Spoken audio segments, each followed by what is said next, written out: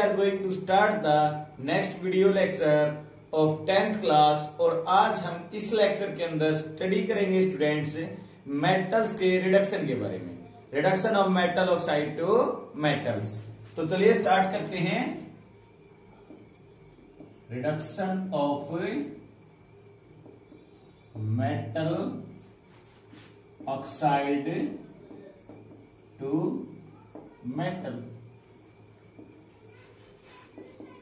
Reduction of metal from its oxide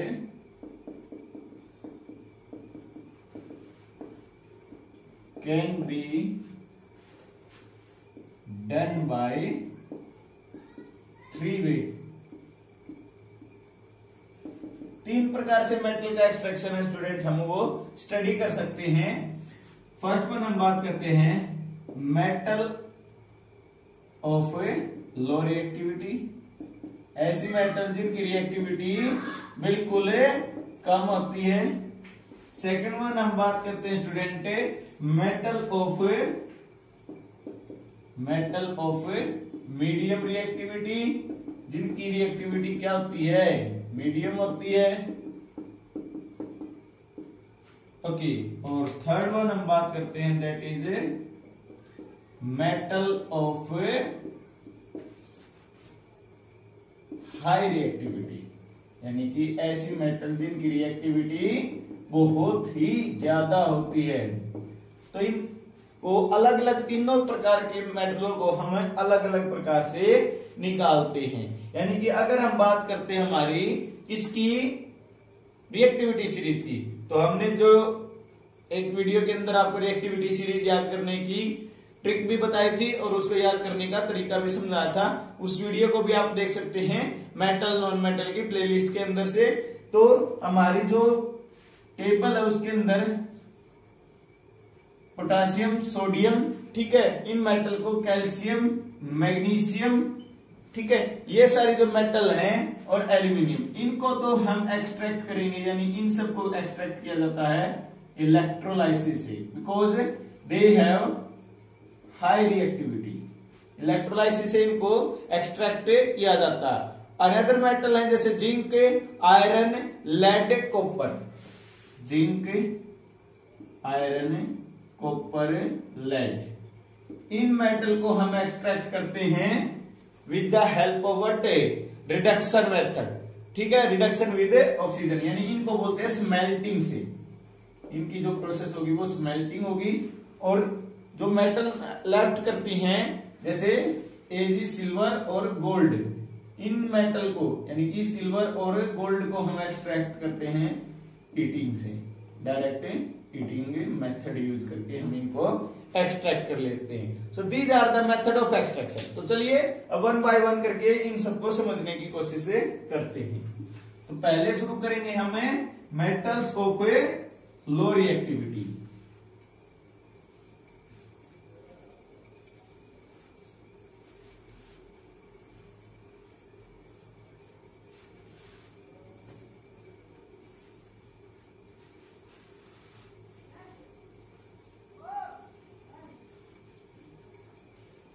तो start करते हैं मेटल ऑफ लो रिएक्टिविटी से, कि मेटल ऑफ लो रिएक्टिविटी को कैसे एक्सट्रैक्ट करेंगे।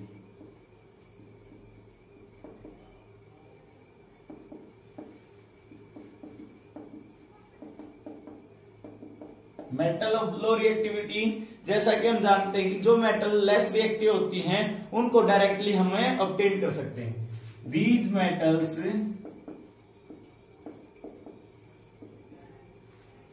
can be obtained by directly heating,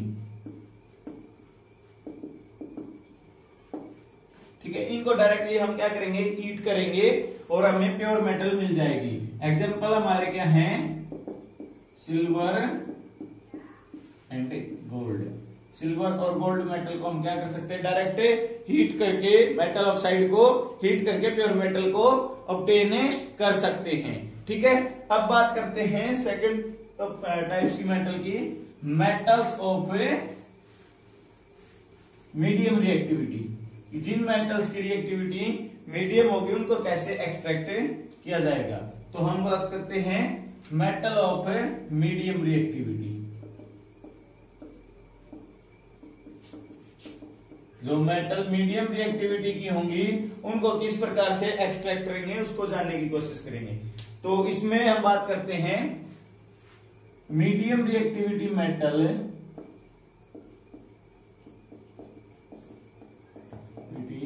metals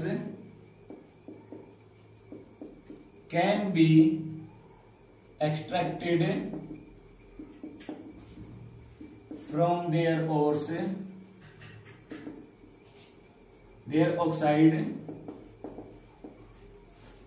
by help of some reducing agent। Reducing agents की मदद से इनको निकाला जाता है। एग्जाम्पल आप समझ सकते हैं, reduction of metal oxide with the help of carbon is called smelting.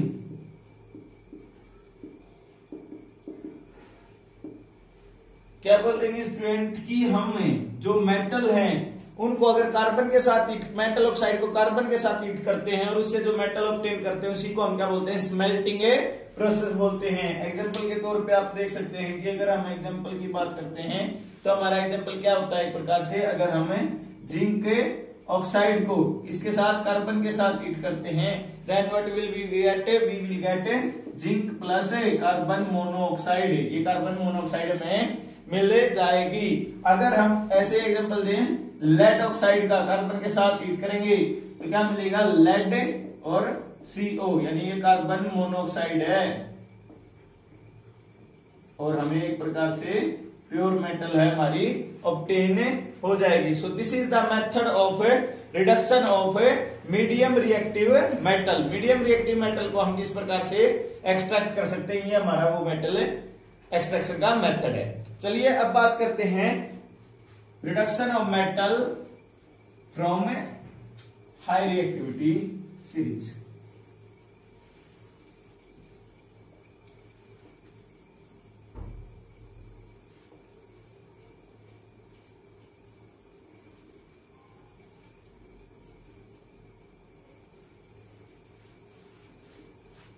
तो अगर इसमें बात करते हैं कि high reactive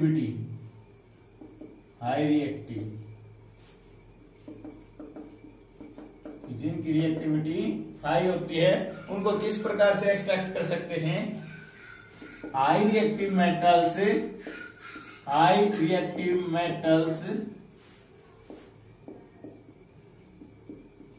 can be extracted by electrolysis process।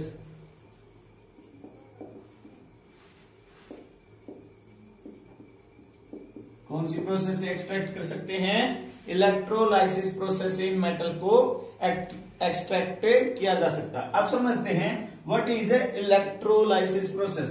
अब इलेक्ट्रोलाइसिस प्रोसेस को समझ लेते हैं स्टूडेंट साथ में कि इलेक्ट्रोलाइसिस प्रोसेस होती क्या है।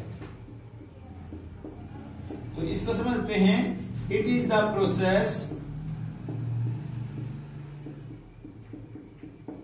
इन विच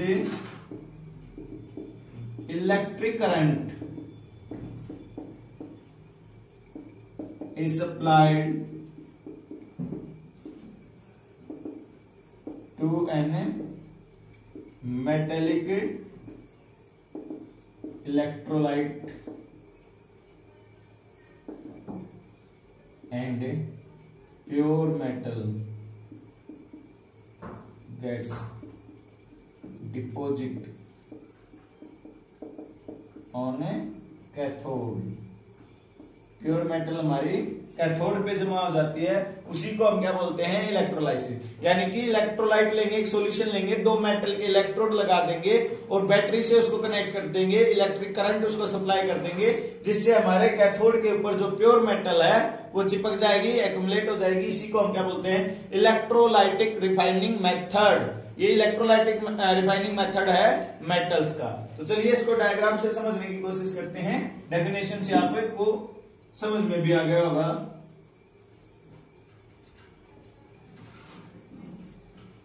तो स्टार्ट करते हैं फ्रॉम द डायग्राम कि लेट अस कंसीडर एक कंटेनर, एक हम कंटेनर कंसीडर करते हैं, उसके अंदर हमें एक एनोड लगा देते हैं इम्प्योर मेटल का, एक कैथोड। अभी तक तो ये कुछ भी नहीं है, इलेक्ट्रोड है सिंपली, क्योंकि जब तक करंट सप्लाई नहीं करते हम इनको एनोड और कैथोड नहीं बोल सकते।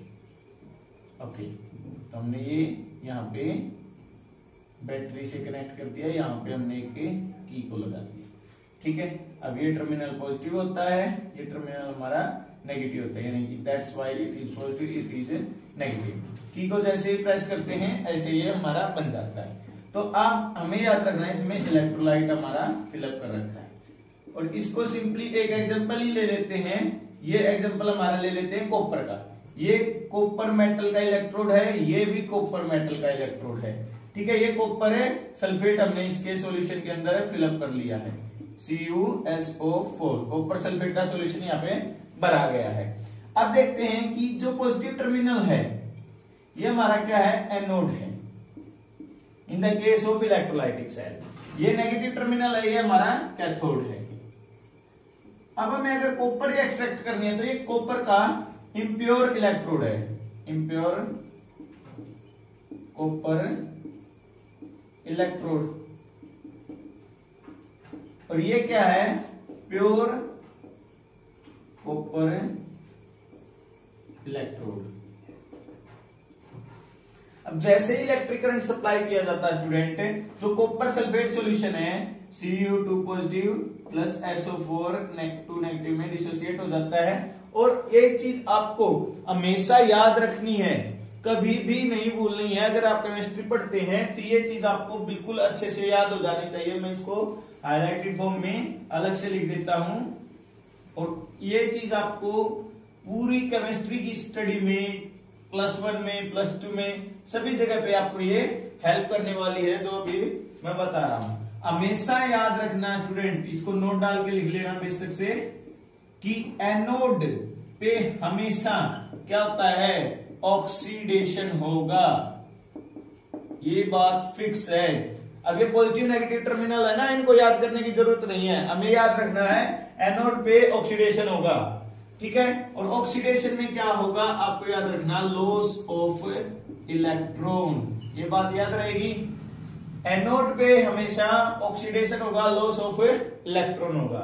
कैथोड पे हमेशा याद रखना है, कैथोड पे हमेशा रिडक्शन होता है, यानी कि कैथोड पे हमेशा क्या होगा, रिडक्शन होगा, और रिडक्शन में क्या होगा, गेन ऑफ इलेक्ट्रॉन, यानी कि इसके अंदर इलेक्ट्रॉन का गेन होगा। ये बात आपको याद रखनी है हमेशा, चाहे हमारा इलेक्ट्रोलाइटिक सेल हो या फिर इलेक्ट्रोकेमिकल कोई भी सेल हो, हमें ये बात अच्छे से समझ जानी है। तो अब चलिए जानते हैं कि यहाँ पे किस प्रकार से रिएक्शन होती है, और रिएक्शन भी समझ लेते हैं एनोड और कैथोड के ऊपर। तो देख, जो हमारा यहाँ पे कॉपर सल्फेट का जो सॉल्यूशन है, ये कॉपर सल्फेट के सॉल्यूशन से जो कॉपर 2 पॉजिटिव है, कॉपर 2 पॉजिटिव है, यानी कि कॉपर 2 पॉजिटिव इसकी वो तो डिजोल्व हो जाएगी सॉल्यूशन के अंदर, और सॉल्यूशन के अंदर क्या बनाएगी, एनोड मड, यानी कि हमारे इस सॉल्यूशन के यहाँ पे एक प्रकार से डार्क पार्ट बना लेगी, जिसको क्या बोला जाता है, एनोड मड। ठीक है, और जो कॉपर 2 पॉजिटिव है वो यहाँ पे तो डिसोसिएट हो रही है, और यहाँ पे क्या हो जाएगी, एक्यूमुलेट होनी शुरू हो जाएगी, यानी कि ये इलेक्ट्रोड तो क्या होता चला जाएगा, जैसे जैसे रिएक्शन आगे प्रोसीड करेगी ये इलेक्ट्रोड मोटा होता चला जाएगा, और ये वाला इलेक्ट्रोड क्या होता चला जाएगा, इट गेट्स श्रिंक। ये इलेक्ट्रोड हमारा पतला होता चला जाएगा जैसे जैसे करंट पास करवाएंगे। तो ये याद रखना है, इलेक्ट्रोलाइटिक रिफाइनिंग में एनोड श्रिंक होगा, कैथोड स्वेल होगा। कैथोड है वो मोटा हो जाएगा, एनोड है वो पतला होता चला जाएगा। अब सेल रिएक्शन देखते हैं एट एनोड। एनोड पे रिएक्शन क्या होगी? एनोड पे मैंने बोला था ऑक्सीडेशन हो रहा, तो loss of electron. Copper metal है, वो इलेक्ट्रॉन का लॉस कर रही है, तो copper 2 positive plus 2 electron release करेगी। That is the reaction at anode. अगर बात करते हैं एट कैथोड, कैथोड पे क्या रिएक्शन होगी? कैथोड पे क्या होगा? गेन ऑफ इलेक्ट्रॉन होता है, तो गेन ऑफ इलेक्ट्रॉन होगा तो क्या होगा? Copper 2 positive plus 2 electron, that is copper. This is the cell reaction of electrolytic refining. ये हमारी इलेक्ट्रोलाइटिक रिफाइनिंग की सेल रिएक्शन इस प्रकार से बन जाती है। तो इस वीडियो लेक्चर में हमने क्या जाना?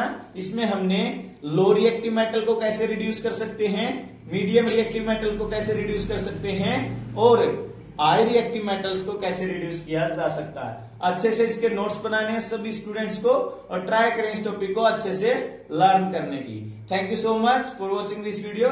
Thank you.